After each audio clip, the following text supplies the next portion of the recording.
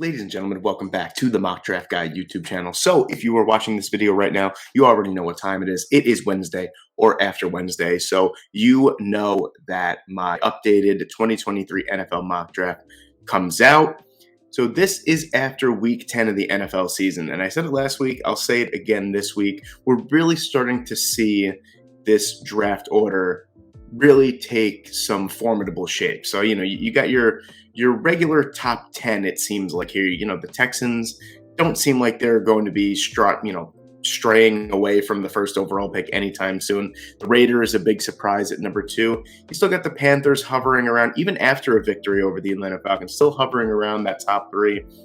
And then you get the Saints pick at number 4 for the Philadelphia Eagles. Just a really interesting top 10. It's shaping up to be very, very interesting. So you already know how this works. This is the actual draft order. If the NFL draft were to happen today or tomorrow, whatever it may be, if the season ended today or tomorrow, this would be the actual draft order. And I know it's been some confusion in past videos, so I'll say it one more time. There are only 31 picks in this year's first round, as the Miami Dolphins forfeited their first round pick because of the whole tampering scandal. So for those people who are saying in the comments, yeah, there's 32 picks in a round. I understand, I know, but this year it's a little different. There's only 31. So without further ado, let's get into it right here. Number 1, the first overall pick, we had the Houston Texans. Right out of the gate, I'm just going to say it's going to come down to one of these two quarterbacks. I know a lot of people in the comments have been saying, hey, how about Jalen Carter? How about Will Anderson? Don't get me wrong. I think Will Anderson and Jalen Carter, or vice versa, Jalen Carter and Will Anderson, are the top 2 prospects in this entire draft. But that doesn't necessarily mean that the Houston Texans are in a place to draft the best player available. I think they need a franchise quarterback. Davis Mills, despite the fact that he doesn't have any help really around him, he still is not the guy. I'm not confident going into another season of Davis Mills. I would be much more confident going into a season with CJ Stroud or Bryce Young. I am going to go with Bryce Young. I think he is the better of the two. He is also performing better of the two, at least recently. So I'm going to go with Bryce Young. Like I said, it's pretty interchangeable at the top. I just like Bryce Young a little bit more as a franchise quarterback prospect than CJ Stroud. And then at number 2, I know in weeks past with the Las Vegas Raiders, I have been going with a quarterback, and it's mainly been Will Levis at number 3. Now they move up to number 2, and it's funny. Now they move into a top 2 quarterback discussion here. I'm not going to go with a quarterback. I am going to go with formerly mentioned my top prospect in the entire draft. I'm going to go with Jalen Carter. This guy is just a straight-up game wrecker. And I know you might be saying, well, that's crazy. Why would you go with a defensive lineman when they have Chandler Jones and Max Crosby? This defense has been incredibly underwhelming so far this year, especially in the middle points as well. D-tackle has been a real weakness for them. Jalen Carter is the type of guy that could be just an absolute force to be reckoned with. I think that he is an immediate upgrade on any defense that he plays on. I think the Raiders absolutely need a defensive upgrade. I'm going to go with Jalen Carter here at number 2. Then, kind of the same thing as the last couple weeks, Carolina gets the consolation prize, whoever Houston picks number 1 overall. So in this case, it's going to be CJ Stroud. All 3 of the quarterbacks on their roster, 4 quarterbacks on their roster, but Matt Corral had a season-ending injury. The PJ Walker, Baker Mayfield, and Sam Darnold are all free agents, and none of them deserve to come back. Maybe PJ Walker, out of the 3 of them, deserves to come back on a short-term contract. But I'm going to go with CJ Stroud here. I think it's pretty much a no-brainer. And then, of course, the consensus top prospect in many people's draft big boards falls to the Philadelphia Eagles at number 4, and they would be foolish not to take him, especially that they need edge help. They traded for Robert Quinn. He voided the last 2 years of his contract, so he will become a free agent after this year. Then you have Brendan Graham, who's 34 years old, who's still playing at a pretty good level, but nevertheless 34 years old, and you're not getting any younger on the edge. So Will Anderson is a no-brainer if he falls here to number 4. Then at number 5, I was going through, this was probably the first tough pick for me here. A couple different ways you can go. I really wanted to go offensive line here, but at the same time, I've been critical of Jawan Taylor, but he's been graded out fairly well this year, and he is a free agent, but I think it's kind of a Cam Robinson situation where I think he will be back on a longer-term contract going into next year. So I think they take care of that. too high to take an interior offensive lineman. I'm going to have to go with a defensive lineman. I'm going to have to go with Brian Breesy here. I feel like he just fits exactly what the Jaguars need on the defensive line. They definitely need an upgrade. They have some free agents coming up in that 3-4 defense that they play.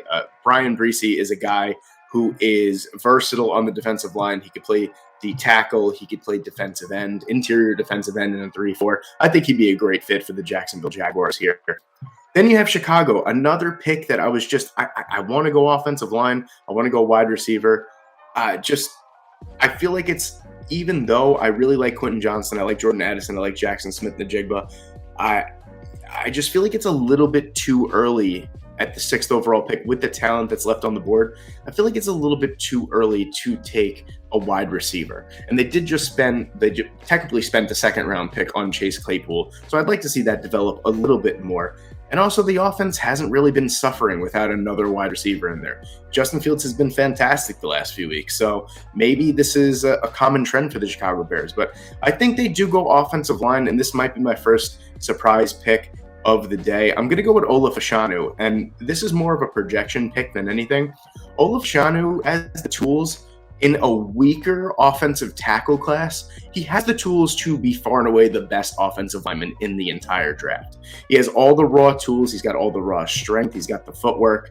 I think he is, when it's all said and done and draft night is upon us, I think he is one of the first 2 offensive lineman called. So I'm going to make a bold prediction, say he is the first offensive lineman off the board, number 6 with the Chicago Bears. Then at number 7, pretty simple. They need edge help here. I really like Myles Murphy to Seattle. I don't think that this has been something that I've mocked before, so I'm very interested to see how Seattle Seahawks fans react to this. I think that if Myles Murphy is there at number 7, I think this is a home run pick for the Seattle Seahawks. That overachieving defense gets even stronger with this pick. Then you have the Detroit Lions here at number 8, reeling off 2 straight wins, kind of taking themselves out of that possibility for one of the top 2 quarterbacks. I don't like Will Levis here.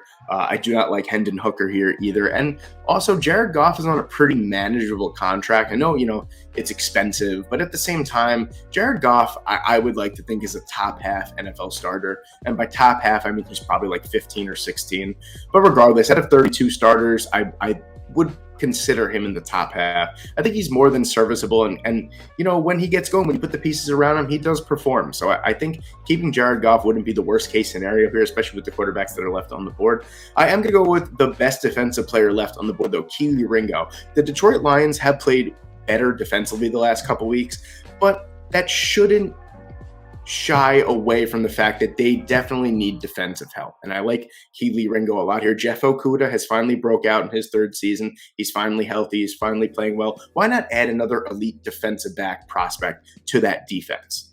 Then moving on, at number 9, this is where the first wide receiver comes off the board for me. And it's going to be my consensus number 1 wide receiver in the entire draft. And a lot of people don't think he is, but I certainly do. It's going to be Quentin Johnston.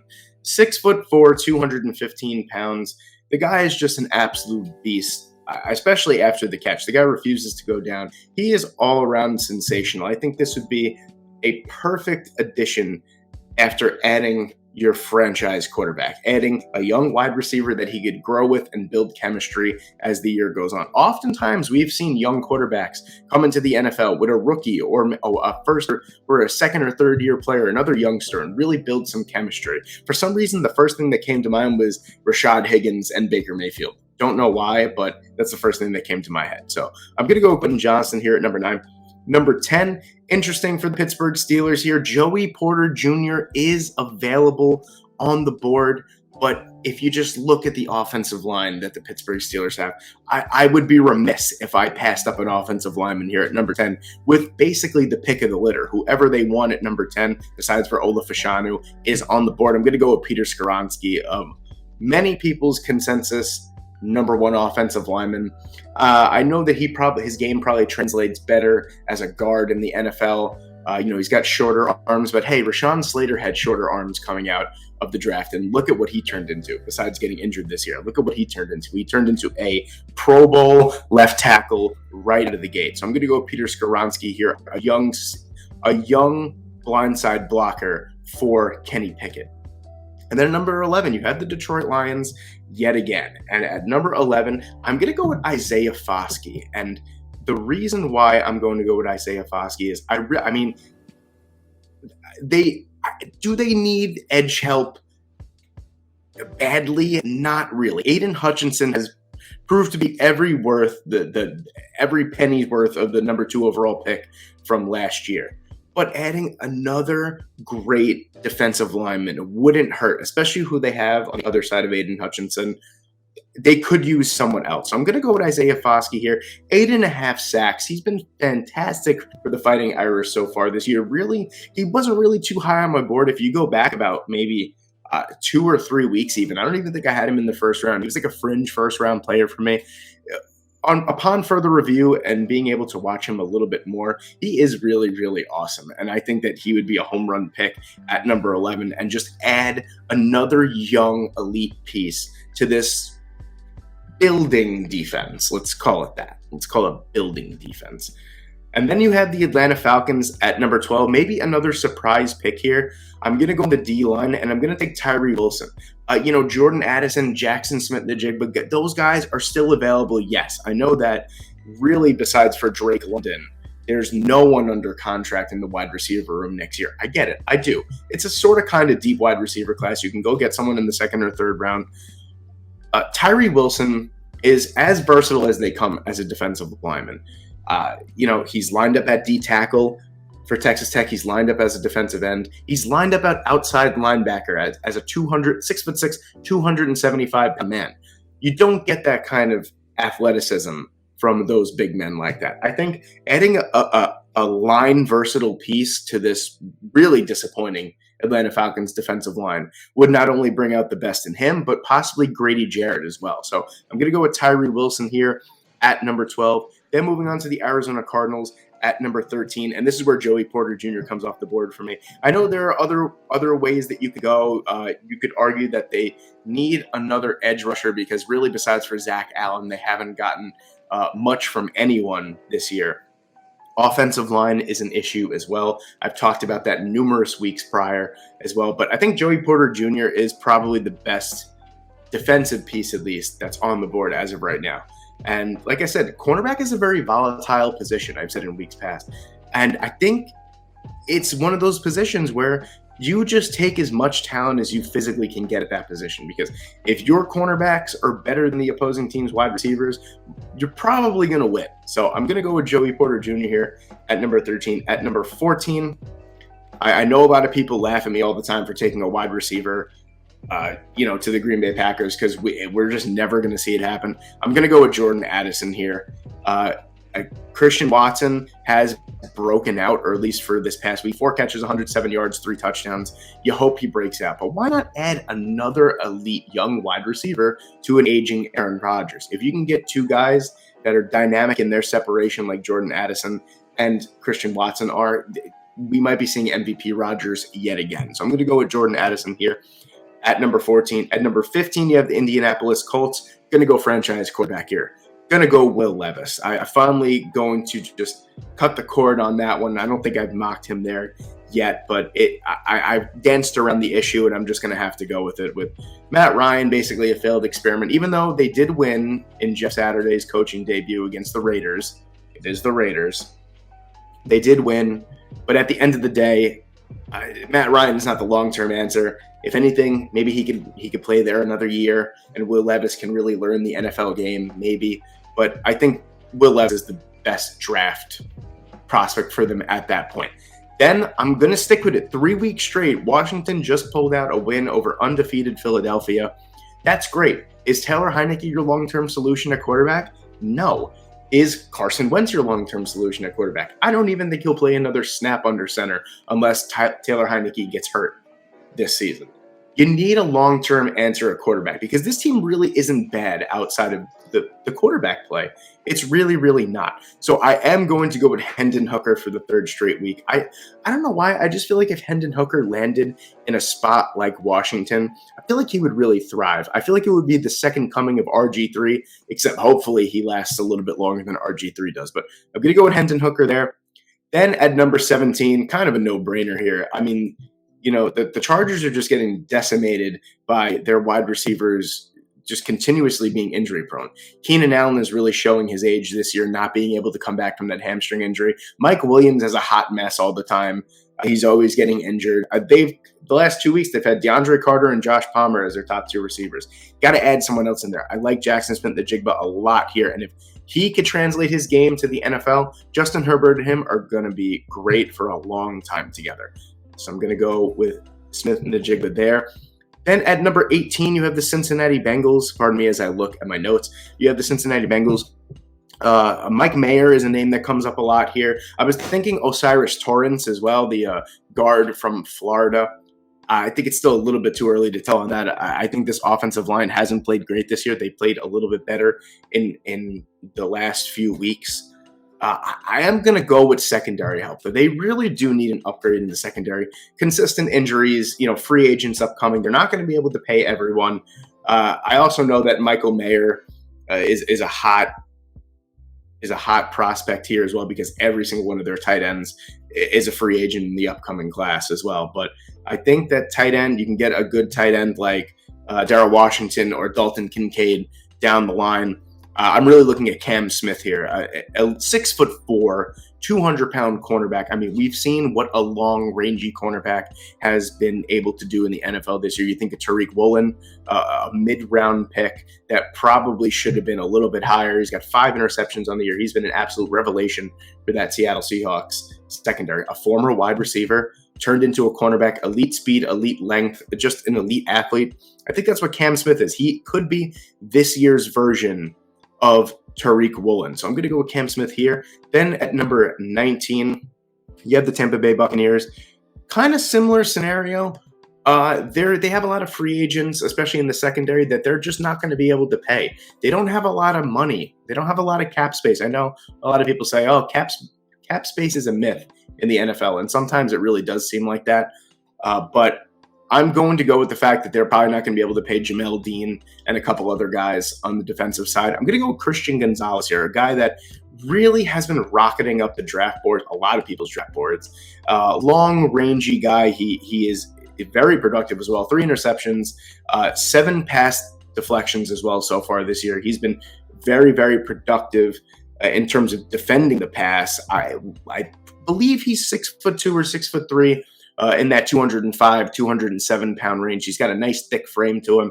I think he would be a great replacement for someone like Jamel Dean if he were to leave in free agency. Then moving on to Denver at pick number 20. Pretty simple here. Going to go with Paris Johnson. They're in desperate need of an offensive line upgrade. Paris Johnson, for a lot of people, actually is the number one offensive lineman. He's not my number one offensive lineman, but he is a fine player nonetheless, and I think that he would fit right at home there in Denver. Then moving on, you have the New England Patriots. I know with Trenton Simpson sitting on the board, Kayshon Boutte sitting on the board, guys that could really impact right away. There's someone that I'm thinking about right now, and I'm pretty sure I mocked him there last week. I can't even remember, to be honest with you. But, I mean, this guy is just not getting talked enough about so far this year, and that's Josh Downs. That guy could straight up play. He is making Drake May a freshman Heisman candidate for the most part. I mean, he's just been sensational. I'm pretty sure he was either last week or this week. 15 catches, 166 yards. Oh, I'm sorry, that was 2 weeks ago. This week he had 3 touchdowns at halftime. He had 10 catches. I'm pretty sure like 105 or 115 yards, something like that at just halftime. He's been sensational so far this year. He is dynamite when you get the ball in his hands. On the smaller side, yes, 5'10", 180 pounds, but Tyreek Hill is 5'10", 191 pounds. So I don't really want to hear that he's too small.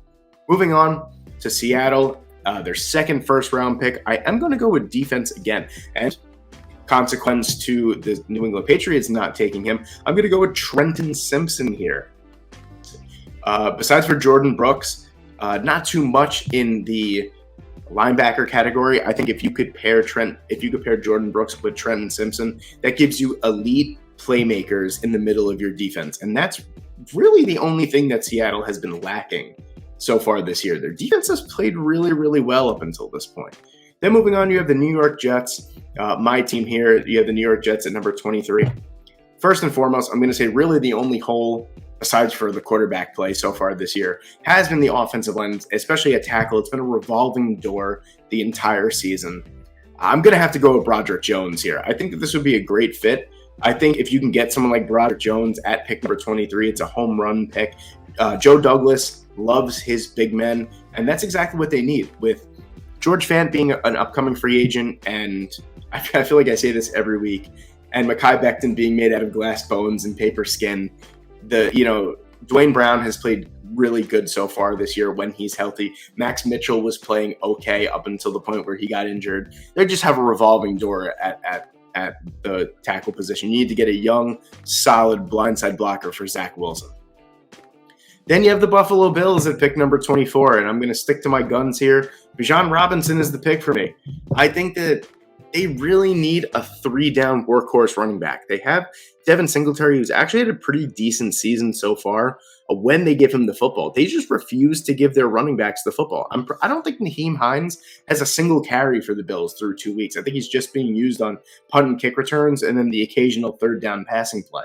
They haven't really used him to where I thought he was going to be as significant. I don't know what they do with that position, but I think if they could get an offensive weapon like Bijan Robinson and just plug him in there and kind of balance the offense a little bit, that would be absolutely sensational for the Buffalo Bills. So I'm going to go with Bijan Robinson there. Another surprise pick at number 25 here. I'm going to go with Kayshon Boutte still on the board and Rashid Rice. I'm going to go with Jalen Hyatt. I'm going to buy into the hype and say that by the end of the draft process, and when it's all said and done and the names are being called, I think Jalen Hyatt has a legitimate shot at being called inside the top 40. And I think this pick kind of reminds me of what Marquise Brown brought to the Baltimore Ravens. Just a home run threat that could take the top off of the defense at any point. I feel like that's what Jalen Hyatt can do. Yeah, you could say that, Hendon Hooker and Jalen Hyatt, their stock has risen so much because of the offensive system that's being run in Tennessee. It kind of caters to the strengths of Hendon Hooker. And Jalen Hyatt hasn't faced a lot of press coverage. He's producing. He's producing at an absolutely elite level. And I think that the NFL loves speed, and Jalen Hyatt has speed. And Baltimore loves speed. So I think it's a really, really interesting fit. I'd like to know what you guys think about that in the comments section below. Moving on, you have the Tennessee Titans here at number 26. Yes, 26. I always get one number messed up somewhere. But I think this player was picked here last week. I'm going to go with it again. I'm going to go with Michael Mayer. A really, really good receiving tight end, a really good blocking tight end as well. Just kind of fits perfectly into what the Tennessee Titans are trying to do on offense. And that's just trying to give Derrick Henry the ball and get guys that can block for Derrick Henry. I like that move a lot. Then you move on to the Dallas Cowboys at pick number 27. And I'm going to go with Antonio Johnson. I think the last couple of weeks has kind of proven that Trayvon Diggs can't really do everything by himself. He's going to need a little bit of help in that secondary. And with upcoming free agents, I think having nice versatility in the secondary like Antonio Johnson, a guy that could play in the slot, he could play on the boundary, and he could play safety as well.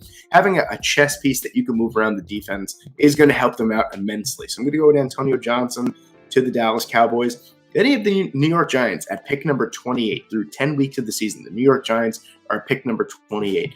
Absolutely amazing stuff by Daniel Jones and Brian Daboll so far. Fantastic. And this is where I'm going to go with Kayshon Boutte. I usually reserve this spot for a pass rusher or a defensive tackle. I'm going to have to go with Kayshon Boutte here. I mean, if you watched the game against the Houston Texans, besides for a 54-yard touchdown to Darius Slayton, the passing offense for the Giants is just absolutely painful to watch. Kenny Golladay might go down as the worst free agent signing in NFL history, being paid $18 million to being targeted literally 11 times through 10 weeks. That is really, really bad. So I'm going to go with Kayshon Boutte here. So a guy that maybe hasn't produced to the level of what you would think his talent would produce, but I think he's going to put it all together and he's going to be a fine NFL wide receiver. And I think he immediately becomes the number one option in New York for Daniel Jones or whoever is throwing the football, maybe Lamar Jackson in New York next year. Then moving on to the Minnesota Vikings at number 29, another outside the box pick, even with Clark Phillips still on the board here. I'm going to go to my guy, Emmanuel Forbes here. I think it's about time that Emmanuel Forbes gets a little bit of love. He's an SEC battle-tested cornerback through 2+ years of his career so far, has 13 interceptions. He had 5 his freshman year, 3 last year, and he has 5 already this year. He's played fantastic. 6 foot, 180 pounds. He's got good size. And I know that the Minnesota secondary has been kind of sort of overachieving because of what Patrick Peterson has been able to do in the twilight of his career. And Cam Dantzler is nice too, but you definitely need another young piece that can play on the boundary. And that's exactly what Emmanuel Forbes can do. Moving on to pick number 30, you have the Kansas City Chiefs. And I'm going to go with my guy. He fell a little bit. And really the only reason why he fell is because of just all the other players matched up so well with different teams. This is my guy. I'm going to go to Felix Anudike-Uzomah here. Another guy, 8 sacks on the season, 7.5 or 8 sacks. I've drawn a blank on the number, the specific number. He's just been a force on that Kansas State defense. 6'4", 255 pounds. He really, really would fit well in Kansas City, especially since you're going to have free agents and cap casualties like Frank Clark in the upcoming year, as they're going to have to start paying Patrick Mahomes and guys like that. Got to go with my guy, Felix Anudike-Uzomah. I feel like he's not getting talked about enough as a pre-draft process beast. Then, with the last pick in the first round, because there's only 31 picks this year, with Clark Phillips still on the board, I am going to go with a running back. And I'm going to go with Jahmyr Gibbs. Now, I know that he didn't really have his best showing against Ole Miss, but I don't think that should take away from what he's been able to do so far this year. A true 3-down back that probably would far and away be the number 1 overall running back if it wasn't for Bijan Robinson just being completely overshadowed by him this year. A lot of people think that Jahmyr Gibbs is the number 1 overall running back. I think that's kind of crazy. I think Bijan Robinson has more than proven himself as the number 1 running back this year, but I really like the fit here. You add another elite weapon to this insane Philadelphia Eagles team, especially with a couple, I believe, I'm not sure if it's, I think it's Boston Scott and Miles Sanders are both free agents. And in today's NFL, with the talent that you could find at the college level, you don't really bring back running backs, especially on big contracts. So I think those days are over. I think Jahmyr Gibbs is the pick here with the last pick in the first round. And then, of course, I have somehow, for some reason, have to make a pick here. So I am going to go to long snapper this week. And sure, Alex Ward is the only long snapper here. So we're going to go with my guy, Alex Ward. So there you have it. There is my 2023 updated NFL mock draft after week 10 of the NFL season. Let me know what you guys think in the comment section below. Please leave a like, please leave a comment, and please subscribe to the channel if you haven't already. The channel has been bussin' lately. I mean, the subscriber numbers have gone off the chain. Thank you guys so much for your continued support. I hope you guys enjoyed this video, and I hope you guys have a great day, and I will see you in the next one.